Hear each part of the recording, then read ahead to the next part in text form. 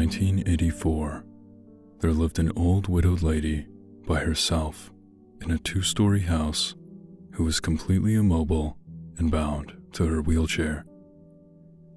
Ever since the mysterious death of her husband, she required the aid of a carer who would visit her daily and help her with everyday tasks.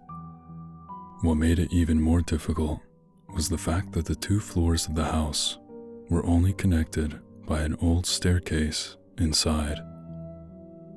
When the old lady needed to move between the 2, the carer would have to carry her frail body like an infant up and down the stairs. One day, the police received a call from the widow. There had been a murder.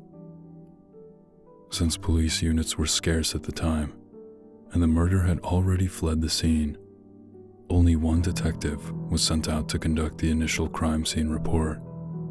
He arrived to see the carer's body splayed out on the floor with her vocal cords ripped out in a pool of blood on the first level of the house. The old lady was atop the staircase in her wheelchair, watching him, still and silently, seemingly in shock. He could immediately rule her out as a suspect due to her inability to move up and down the stairs, and because she was trapped up there the time the murder took place.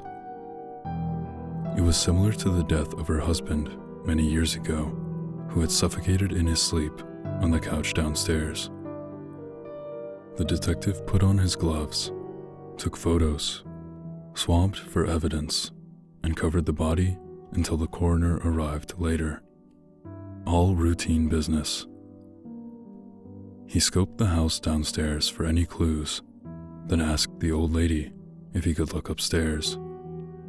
She insisted that she was upstairs the whole time, and no one, apart from her, had been up there that day. But regardless of this, the detective ascended the staircase, to which she hesitantly moved aside.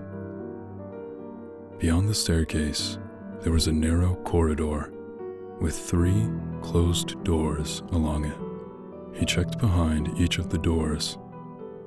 The empty bedroom, nothing. The bathroom, nothing. He became anxious as he slowly made his way to the final bedroom where the old lady slept. He opened it and everything looked normal. A bed, a wardrobe, and a bedside table with a lamp.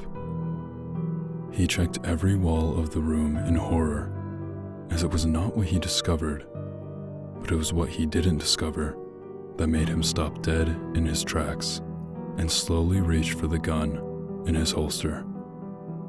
It was a detail so minor that they had completely overlooked it on the last investigation of the husband's death. There was no phone upstairs. He suddenly heard a noise as he withdrew his gun and rushed out of the room, only to find an empty wheelchair atop the stairs.